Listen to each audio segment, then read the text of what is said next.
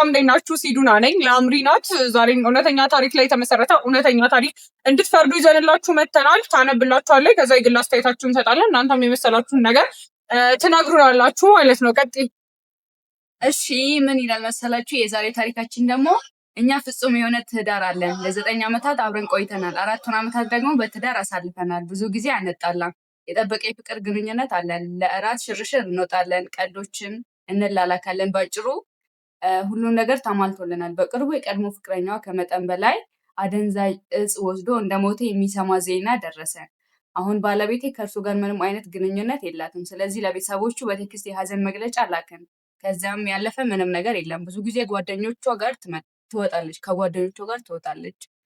እኔም ሁልጊዜ እፈቅድላታለሁ። በዚህ ምንም ችግር የለብኝም፣ ምክንያቱም 100% አምናት ነበር። አንድ ቀን ረፋድ ድረስ መስራት ነበረብኝ። ስለዚህ ከፈለገች ጓደኞቿን ወደ ቤታችን መጥራት እንደምትችል ለባለቤቴ ነገርኳት። ሆኖም ግን ዝናቡ ከባድ ነበር እና በመንገድ ላይ መጠነኛ የጎርፍ መጥለቅለቅ በመኖሩ ቢሮአችን ቀድመን እንድንወጣ ነገረን። ቤት ስንደርስ ጓደኞቿ እዛ እንዳሉ አወቅኩ። ስለዚህ ማንም ሳይኝ በዝግታ ወደ መኝታ ቤታችን ገባው። ሁሉም ግን ድምፃቸውን ከፍ አድርገው ያወሩ ነበር። ስለዚህ ብዙ ነገር መስማት እችል ነበር እና በወሬያቸው መካከል የቀድሞ ፍቅረኛ ጉዳይ ተነሳ። እንዲህ እንደሆነና እኔንም ዝም ብላ እንደተቀበለችኝ ስትናገር ሰማኋት። ከ9 ዓመት በኋላ ኢየሱስ አያውቁም እኮ። አንድ ጓደኛዋ በምርጫዋ ተጸጽታ እንደሆነ ጠየቀቻት። እሷም በፊት አዝን ነበር፣ አሁን ግን አይደለም የሚል መልስ ተሰጣት። ማለት አሁን በውሳኔዋ አልተጸጸተችም ነው። አሁን ላይ በፊት ላይ ልክ አልነበረም ብላ ታስባለች። አሁን ላይ ደግሞ ልክ ነው ብላ ማለት እሺ ቀጥይ ወይኔ በቃ ይኸው ነው አይደል? እሷ እንድትሳብበኝ እኔ እንደ ቀድሞ ፍቅረኛዋ ያልተረጋጋው አይደለሁም። ለዛ ነው እኔ ያለውን ሰው እንዲህ በቃኝ ብላ የተቀበለችኝ። ይቺ ሴተል ወይ ደግሞ ዝም ብሎ መቀበል የምትለው ቃል በአይምሮዬ ውስጥ ተመላለሰች። ከቤት ተደብቄ ወጣሁና ሀሳቤን ለመሰብሰብ ወደ አንድ ካፌ ሄድኩ። ነገር ግን ከግማሽ ሰዓት በፊት ቤት መድረስ ነበረብኝ። የት ነህ በሚል ምክንያት ስልክ ደወለችልኝ። ተመለስኩኝና እንደ ሁልጊዜውም አቅፋና ስቃ ተቀበለችኝ። እኔ ግን ለዛ ፍላጎት አልነበረኝም።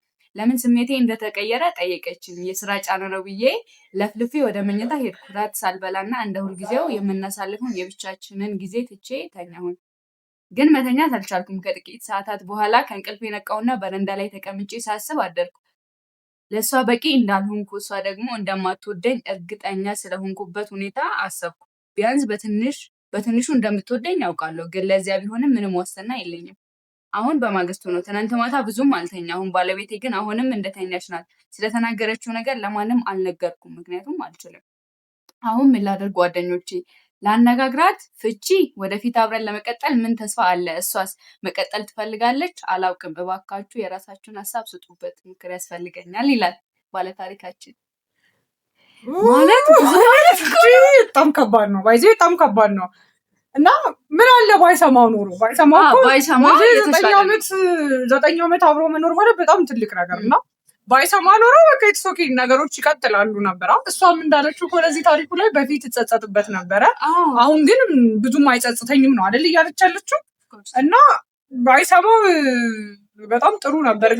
ግን እኮ ማለት ነው የቀድሞ ፍቅረኛው ጋር ምንም አይነት ሪሌሽን የላቸውም፣ ሞቷል። እሱ ደግሞ የሀዘን መግለጫ ለቤተሰቦቹ ተልኳል ምናምን። ግን ሰውየው ምን አስባ ነው? ሌላ ታሪክ ከኋላ ሌላ ባካፕ ከሌላት እንዴት ነው እዚህ ጋር ለስቴቢሊቲ ብቻ ቁጭ ብላ ይሄን ሁሉ አመት ትዳር ፍቅር ምናምን እንዴት መሰለሽ? አሁን ትዳር ሲታሰብ ማለት ትዳርና የፍቅር ህይወት ሊትራሊ የተለያየ ነገር ነው ብዬ ነው ማምነው። እንዴት መሰለሽ? ማለት የሆነ ስታዩ የወደድሽው ሰው ወይም ያፈቀርሽው ሰው ወደሽዋል እኮ የሆነ በመጀመሪያ እይታሽ ምናምን ወንዶች አሁን በመጀመሪያ እይታቸው የሚወዷቸው ሴቶች አሉ ልክ እንዳዩቸው ምናምን ማለት ነው። ግን እነዛ ያ ነገር ሁሉ ወደ ትዳር ይቀየራል ማለት ደግሞ አይደለም። ኔቨር ትዳርና ፍቅርም የተለያየ የሆነው ለዚህ ነው።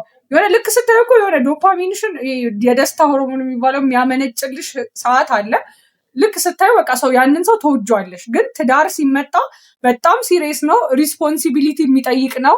ብዙ ነገር ማስተዳደርን የሚጠይቅ ነገር ነው። የወደዳችኋቸው ሰዎች ሁሉ ደግሞ ለዛ በቂ ሊሆኑ አይችሉም ማለት ሶ ሴትል ማድረግ ወይም ደግሞ ይሄ ሰውዬ አሁን ያለችው ሰው እንዲያረገ ሴትል ስለሚያረጋጋኝ ነው የወደድኩት አይደለም።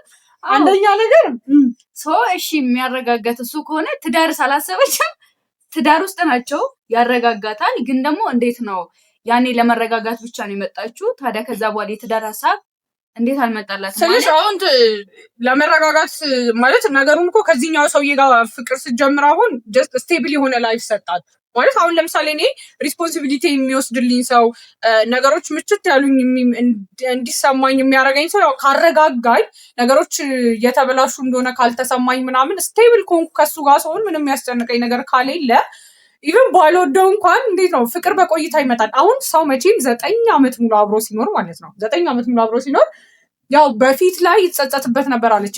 የገባችበት ሰሞን እኮ ፍቅሩ እስከሚመጣ ልትጸጸሽበት ትችላለች። ሰውየውንም ምንድነው አብሮ መሆን እስከሚያስጠላሽ ድረስ ምናምን ሊደርስ ይችላል። ግን በመላመድ ደግሞ ፍቅር ይመጣል ማለት አብሮ በመቆየት የሚመጣ ነገር አለ። ጀስት እንዴት ነው የዱሮ ቤተሰቦቻችን ሁላ ሳይታወቁ አይደል ተጋብተው ከዛ 20-30 ዓመት በቃ ማለት ጽድት ያለ እኛን የመሳሰሉ ልጆች ያፈሩበታል። ያንን ትዳር ድንገት ተድረው ማለት ነው። ፍቅር ብቻ አይደለም ማለት ወይ የሆነን ሰው ስለወደድሽው ብቻ አይደለም ቤትሽ የምታጸኝበት። ኦኬ ግን አሁን እሷ ያለችው ማለት ነው መጀመሪያ ጸጸት ነበር፣ አሁን አልጸጸትም ያለችው አሁን በቃ ደስተኛ ነኝ እንደማለት ነው። ኦፍ ኮርስ ማለት አሁን ደስተኛ ነኝ ነው ማለት ቀስ በቀስ የመጣ ነገር ነው። ልጅቷ ለጓደኛዋ እንዲያለች እንደሆነ እንዲያለች እንዳለው ከሆነ ማለት ነው በፊት ላይ ይቆጨኝ ነበረ ከሱ ጋር ትዳር ውስጥ መግባት። ምክንያቱም ፍቅር የለማ ስቴብል ለመሆን ብቻ ነው ስለሚያረጋጋት ብቻ ነው የገባችበት ነገሩ። አሁን ግን በቃ አሁን አልጸጸትበትም ማለት ነገሩን ተቀብለዋለች፣ ደስተኛ ሆናለች። እሱ ደግሞ በዚህ መሀል ሰማ በቃ በፊት ለዚህ ምክንያት እንደገባችበት ሰማና ነገሩ ነው በጣም እሷ ተረጋግታ ተቀብላ በምትኖርበት ሰዓት እሱ ያለፈውን ታሪኳን ሰማ። አሁን እሱ በጣም እንዴት ነው ፔንፉል ነው አይደለ? ያሟል በጣም ፔንፉል ነው። እንደዚህ ነበር እንዴ? አሁንስ ከዚህ በኋላ እንደዛ ለመሆኑ በምን እርግጠኛ ወላ ከበደው እኮ አንድ ቀን እንኳን ከሷ ጋር ማደር ከበደው በጣም እሱ ማለት ነው። ግን ለወንዶች ደግሞ ኢቭን ለሌላ ሰው እንኳን በጭራሽ እንደማያማክሩት ታውቂያለሽ። ይሄ ኢጓቸውን ነው ስብር የሚያደርግባቸው ወንዶች ማለት ንጉስ ሆነው ማለት ሁሉ ነገራችሁን የሆነ ጉድል ያላችሁን ነገር ሙልት እንዳረጉልሽ ሲያስቡ ነው በጣም ኮንፊደንስ የሚሰማቸው። ኢጓቸው በቃ ያንን ኢጓቸውን የሚመግብ ነገር መኖር አለበት ከሴቷ። ኤክስ ደግሞ ብዙ አመትም ስለቆዩ ከብዙ አመት ቆይታ በኋላ ነገር ሰማ ብሎ ቢያወራ ራሱ እስካሁን የት ነበርክ ነው የሚባለው። ሲጀመር ወንዶች እንደዚህ አይነት ነገር ግደሏቸው አያወሩም። ጌታ እንደ ወንድ ልጅ እንደዚህ ስሜቱ ማለት ነው እንዲህ ንቅ አድርጎ የሚኖር ሰው ነው። ወንዶች እንደዛ ናቸው፣ አይናገሩትም። ምናልባት ካለፈላቸው በኋላ እንዲሆኝ ነበር። በፍጹም ይሄ እኮ ለሰውየው እንደ ውርደት ነው ማለት ሳትወደው ሁሉ አመት የሆነ ስቴቢሊቲውን ብቻ። በፊት ደግሞ የበፊት ፍቅረኛዋ በሱስ ምክንያት ነው የሞተው አይደል? ሱሰኛ ነበረ፣ ሱስ ምናምን ይጠቀማል አይነት ነገር ነው። ስለዚህ ከዛኛው ልጅ ጋር የነበራት ግንኙነት ምንም ስቴብል አይደለም እና ሰለቸኝ፣ አሁንስ በቃ ተረጋግቼ ልኑር አይነት ነገር ነው። ምክንያቱም የዛኛው ባህሪ ምስቅልቅል ያለ ነው እና ከትራውማ ሽሽትም ሊሆን ይችላል ባይዘው ይሄኛውን የቀረበችው ጀስት አፍቅራው ምናምን ባይሆንም ግን በቃ መረጋጋትም ስለሰጣት እንዴት ነው ሴት ልጅ ባትወድም ኢኮኖሚካሊ ሰፖርት የሚያደርጋት ፋይናንሺያሊ ሰፖርት የሚያደርጋት ልጆቿን የሚያሳድግላት ብትወድ ልጆቿን ጥሩ ትምህርት ቤት የሚያስተምር ምናምን ቤቷን ማስተዳደር የሚችል አይነት ከመሰላት ትገባበታለች። ባይዘው እንደው በጣም ተዋዶ ምናምን ትዳሩን መስርቶ የገፋ ሰው በጣም ጥቂት አይመስልሽም? ይሄ በጣም ልጅነት ላይ ያለ የሃይስኩልን ፍቅር ምናምን ያን ሮማንቲኩን ታይም ይዞ ትዳር ውስጥ የገባ ስንቶቻችን ነን? ሲጀመር በጣም ሬር ነው እና ይሄ አብዛኛው የፍቅር የህይወት ታሪክ ይመስለኛል። ግን ሰውየው ነው በጣም ያሳዝነው። በነገራችን ላይ መስማቱ በጣም ያሳዝናል። ብትደብቀው ጥሩ ነበር ማለት በፍጹም ለማንም ሰው እሷም ወደ አይደለም እኮ ማለት እንዲሰማ ፈልጋ ምናምን አይደለም። ጓደኞቿ ሲላሉ ድንገት ስለ ኤክሷ ተነሳና ሲያወሩ በዛ ማለት እሱም ገብቶ እያወሩ ስለነበር አይደለ ገብቶ መኝታ ቤት ሆኖ ይሰማ። አሁን ይሄ ልጅ ያሳስባል ትንሽ ሁኔታው። ምንድነው ማድረግ ያለበት ማለት አያምንም ካሁን በኋላ በቃ ምንም ነገር ብታረግ ራሱ እና ማለት ነው። አሁን ይሄ ባለ ታሪካችን እንዴት ነው ይሄንን ትዳር መቀጠል የሚችለው? በጣም ቆይቷል እስከሆነ ድረስ እኮ ማለት 9 ዓመት እሺ ኦኬ በቃ እሱ ሳያቅ እየተንከባከባት ምንም ነገር ሳያጎልባት ምናምን አብረው ኖረዋል እና በመጨረሻ ሰዓት ወይም በመካከለኛው ሰዓት ቢሆንም ይሄንን ታሪኳን ሰምቷል እና በቃ ብዙም እንደማትወደው ሊያምን ይችላል። አሁን ላይ በጣም ይጠራጠራል ስለሆነ ማለት ነው። ምንድነው ማድረግ ያለበት? አክቹዋሊ ከባድ ነው ማለት ለሰውየው አሁን እኔ ይቀለዋል ብዬ አላስብም እኮ ይከብዳል። በእርግጥ መስማቱ ነው ግን ባይዘይ ነገሩን መስማቱ ነው ያከበደው እንጂ ባይሰማ እኮ በቃ ኦኬ ትዳሩ ማለት በዚህ ሰዓት አሁን ተቀብላ እየኖረች ነው መጣለች ይቀጥል ነበር ማለት በቃ አሁን ተመልሶ ራሱ ስቴብል ላይ ሆነላት ይችላል እኮ ስለሰማ ይቀየርባታል። አዎ ይሄንን ያህል አመት እንኳን ትንሽ ነገር እንዴት አልጠረጠርኳትም ነበር ብሎ ስለሚያስብ የሆነ ያሳስባል። በቃ ለመቀጠልም ቢባል ችግር ነው የሚሆነው። የእሷን ሀሳብ ማወቅ አለበት። አሁን ላይ ምንድን ነው የምታስበው? ስለ ትዳሯ፣ ስለ ሞተው ሰውዬ ምንድን ነው እያሰበች ያለችው? ስለኔስ ብሎ በጣም ብዙ ጥያቄዎች ይፈጠራሉ። ባለ ታሪኩ ማለት ደግሞ ባልየው ውስጥ ማለት ነው። አሁን ይሄ ሰውዬ ሊያወራት ይገባል ብዬም አስባለሁ። ካልሆነ ደግሞ መፍታትም አለበት ብዬ አስባለሁ። እንዴ 9 ዓመት ሙሉ የቆየ ትዳር እኔ በፍጹም መፋታት የለባቸውም ብዬ ነው ማምነው። ምክንያቱም ይኸውልሽ ነገሩ ይሄ ነገር ባይሰማም እኮ ውስጧ ይዛ እንደ ማንኛውም ህይወት መቀጠል የሚችል ነገር ነው። ድንገት ስለሰማ ነው። እና አንደኛ ነገር በግልጽ መነጋገር አለባቸው። በግልጽ መጠየቅ አለባት። በቃ ይሆን ግድል አድርጎ ይሄ ሰውዬ በግልጽ ምንድነው ሀሳብሽ? አሁን እንዴት ነው ምንድነው ቢሰማሽ ምናምን ብሎ መጠየቅ አለበት። ዘንድ ደግሞ በቃ ቴራፒስት ምናምን ይሄ ሳይካትሪስቶች የሉም ማማከር የሚችሉ በዚህ ጉዳይ ላይ ምናምን እነሱ ፊት ሄደው በግልጽ መነጋገር መቻል አለባቸው። እሱ ነገር ለምን ያስፈልጋል ብለሽ ታስቢያለሽ? እንዴ መታከም አለበት። ይሄ አሁን ሰውዬው ሁለቱንም ቁጭ አድርጎ ሀሳብሽ ምንድነው ብሎ ይኸውልሽ ሳይኮሎጂካሊ አሁን ይሄ ነገር ማለት ሁሉም ሰው ፍቅር ብቻ ወደ ትዳር እንደማያደርስ ሰውየው በስነ ስርዓት ማመን አለበት። ሁሉም ሰው ስለወደደ ብቻ አይደለም ባይዜ ትዳር ላይ ስለተዋደዳችሁ ብቻ አይደለም ስለተከባበራችሁም ነው። ባይዜ መዋደድ ፍቅር ሊያልቅ ይችላል።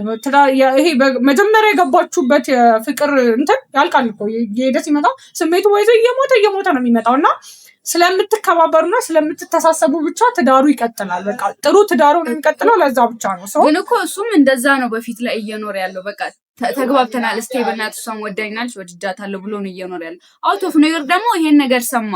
ውስጡ ደግሞ እየሸረሸረ ነው የሚመጣው። በፊትም ልክ አልነበርኩም እንዴ እሷ ራሱ እየወደደችኝ አልነበረም ብሎ ነው የሚያስበው። እና ምንም አይነት 100% መጀመሪያ 100% እተማመንባታለሁ ምናምን ይዣት ወጣለሁ አዝናናታለሁ ምናምን እንዳለው ልክ አሁን የሆነ ያህል ከ40% ሊቀንስበት ይችላል። ያ ታማኝነቱ አይኖርም። እንዴት እየተሳቀቀ ደግሞ ይህንን ትዳር መቀጠል ይችላል?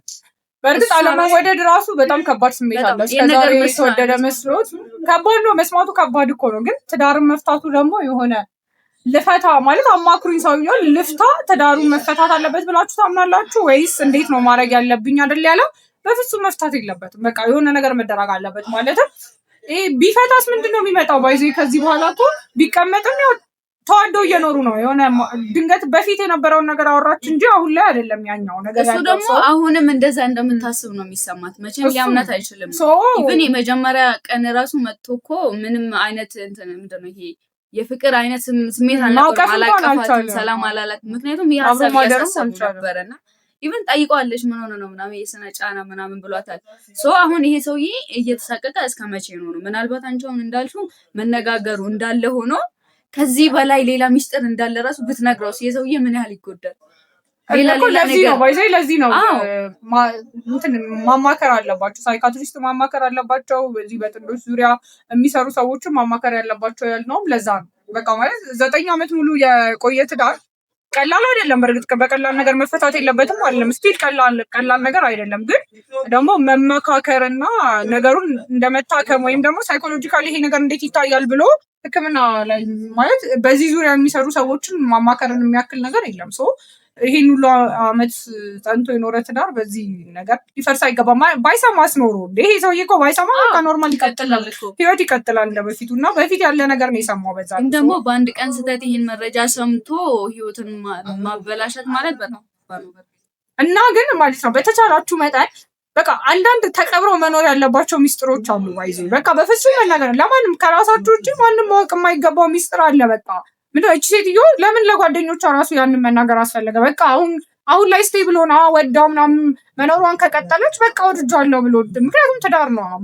አንዳንዴ ትዳር ላይ ቁርጥ ያለለት ነገር ላይ ከገባችሁ በኋላ ሁሉ ሚስጥር መደበቅ አለበት ሳይሆን የሆነ ቁርጥ ያለ ነገር ላይ ከገባሽ በኋላ ምንም ለውጥ የትዳራችሁን ጉዳይ ያን ያክል መዝረክረክ ለውጥ የሚያመጡ ነገሮችን ልክ አይደለም። ያው ለእንደዚህ ነገር ጓደኞቿ ናቸው። ድንገት ጓደኛሞች ስታገኝ ደግሞ በጣም ኢንቲሜት ከሆንሽ እኮ ታወሪያለሽ ስላለፈ ነገር ነው። ሁለተኛ ደግሞ እሱ ነገራችን ተጣልታት መልሳ አታክ እንደማታረጋት በዛ ሚስጥር በምታውቅ እሱ እኮ ነው ችግሩ። አሁን ጓደኛሞች ነን ያ ነገር ትዳር ላይ ስትሆኑ በጣም መጠንቀቅ አለባችሁ። ቢወራ ምንድነው በኋላ ከጀርባ መጥቶ ያ ሰው በምን አይነት ነገር ያጠቃኛል የሚለውን ራሱ መታወቅ አለበት። ሰው አንዴ የቆረጠ ብላችሁ ነገር ላይ ከገባችሁ በቃ ሚስጥራችሁን ያን ያክል አታዝረፍፉ። መጠበቁ የተሻለ ማለት በጣም ሴንሲቲቭ አደረገኝ ማለት ማውራት አልነበረባትም ነገሩ። ባይወራ እኮ በቃ ላይፍ ይቀጥላል። ማንኛውም ሰው ስለወደደው አይደለም የሚኖረው። ትዳር ፍቅር ብቻ አይደለም። በቃ ስትገቡበት ፍቅሩ መከባበሩ ካለ ቀስ ብሎ ይመጣል ፍቅሩ። ኦኬ እሺ፣ አሁን አንድ ላይ እየቀጠሉ ተነጋግረው ተፈቷል ምናምን ቢባል እቺ ሴትዮዋ የዚህን ሰውዬ ሙሉ እምነቱን ልትመልስለት ትችላለች? ደስተኛ ሆና ልታኖረው ትችላለች? ምናልባት መጀመሪያ እሱ ስቴቢሊቲውን እንደሰጣት በጣም አረጋግቶ ሲያኖራት እንደነበረው ልክ አሁን ላይ ሌላ ነገር አለመስራቷን እርግጠኛ ሆኖ ይተማመንባታል። እና የሆነ የተዘበራረቀ ብቻ ለይስሙላ ብቻ አንድ ላይ የመሆን ትዳር አይሆንባቸውም። ግልጸኝነት፣ ታማኝነት የጎደለው ትዳር ለዚህ ነው ባይዘ እኮ አንድ ላይ አድርጎ እነሱን ማከም አስፈላጊ ነው። ማለት በዚህ መንገድም ፍቅር እንደሚመጣ በቃ ኦልሬዲ እንደወደደችው በዚህ መንገድም ፍቅር እንደሚመጣ ማወቅ አለባት። ማወቅ ምንሽ ለዚህ ነው ማለት እሱ የሆነ አፍቅሮ ብቻ ነው ትዳር የሚመሰረተው ብሎ ካመነ በዚህ መንገድም ደግሞ ፍቅር እንደሚመጣ ማወቅ አለበት። ገባሽ? እሱም ማወቅ አለበት። ግን ደግሞ ቴራፒ ስለወሰዱ እምነታቸው ይመለሳል ማለት አይደለም። እሷ እንደዚህ ያደረገችው ለዚህ ጉዳይ ነውና ተረዳት ሊባል አይችልም። አሁን ውስጡ ስሜቱ ነው እኮ የሚጠረጥረው። ተግባሯን እያየ ቢያምናት ቢወዳት ራሱ ስሜቱ የሆነ ያህል እኮ ይጠረጥራል አይደለ? ሰዎች ደግሞ ተጠራጣሪዎች ነን አይደለም? የሆነ ፍንጭ አግኝተን እንደዚሁ እኮ ራሱ እንጠረጥራለን አይደለም? ማመን በጣም ከባድ ነው የሚሆንበት። አንዴ ይሄ በመናገር ደረጃ ነው አይደል? ነገር ግን አስቡት የምር ትዳራቸውን ለማጽናት ባላቻቸው ቺት እያደረጉባቸው እንኳን ባላየ ዝም ብሎ የሚኖሩ ሴቶች እንዳሉ ታውቂያለሽ? ምክንያቱም ልጅ ወልደዋል። ስንት ነገር አለ አንዴ ትዳር ውስጥ ከገባች እንኳን ይሄንን እሺ እሱ የሴቶቹ ነው ይባል፣ ግን ወንዶች ባይዘት ይሄ ቺቲንግን ቶለሬት ላያረጉ ይችላሉ። ግን ሴቶች ግን ያን ያክል ዋጋ ይከፈልበታል ነው ስልሽ። ፐርፌክሽን አይጠበቅም። በቃ ያው ቴራፒውማ ካረዳው ምንድነው ታዲያ ሊረዳው የሚችለው? እምነቱ እንደበፊቱ ሊመለስለት ባይችልም ጊዜ የማይሽረውን ጠባሳ የለም። ከጊዜ በኋላ ይህንን እንዳረገች ረስቶ መቀጠል ይችላል። እኔ እንጃ ብቻ ግራ ይገባል። እናንተስ እናንተ ምን ትላላችሁ? ሀሳባችሁን ኮሜንት ላይ ጻፉልን። ወይ ደግሞ ጭንቅላታችሁ ውስጥ እስቲ ያሰላስሉት እንደዚህ